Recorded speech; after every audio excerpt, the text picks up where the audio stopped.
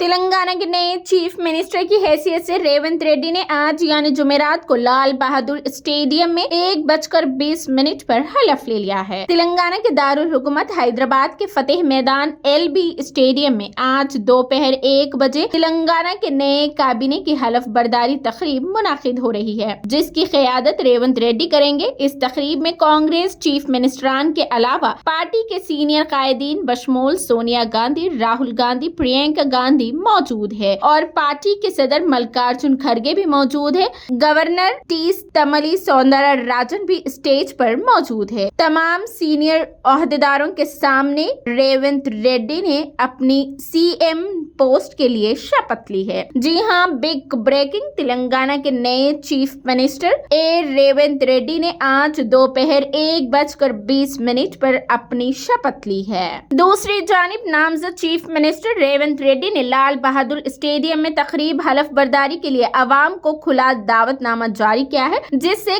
करोड़ों लोगों ने शिरकत की है। पुरहुजूम लोगों के बीच रेवंत रेड्डी ने नए चीफ मिनिस्टर ऑफ तेलंगाना के ओहदे का हलफ लिया है। बिग ब्रेकिंग, तेलंगाना के new chief minister Revanth Reddy ने आज अपने ओहदे का हलफ ले लिया है। तमाम सीनियर सदर सोनिया गांधी, राहुल गांधी, प्रियंका गांधी, मल्लिकार्जुन खड़गे के सामने CM रेवंत रेड्डी ने अपने पोस्ट का ओथ लिया है और अपने ओहदे को संभालने की जिम्मेदारियां ली है।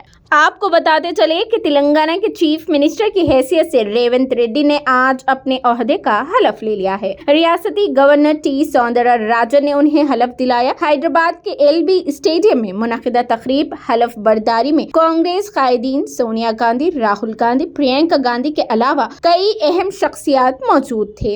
LB स्टेडियम कचाकच भरा हुआ है। हलफ बर्दारी तकरीब के शहनशीन पर नस्ब बड़े बोझ पर अवामी तेलंगाना जाली हुर्फों में दर्ज था। यनुमला रेवंत रेड्डी अने नेनु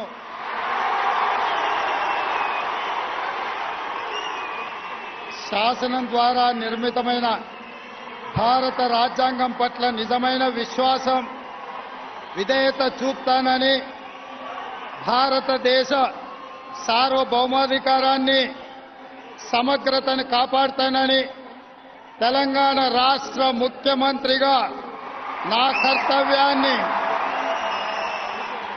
శ్రద్ధతో, అంతఃకరణ చిత్తశుద్ధితో నిర్వహిస్తానని, భయం గాని, పక్షపాతం గాని, రాగద్వేషాలు గాని లేకుండా రాజ్యాంగాన్ని, శాసనాలను అనుసరించి ప్రజలందరికీ న్యాయం చేకూరుస్తానని దైవ సాక్షిగా ప్రమాణం చేస్తున్నాను.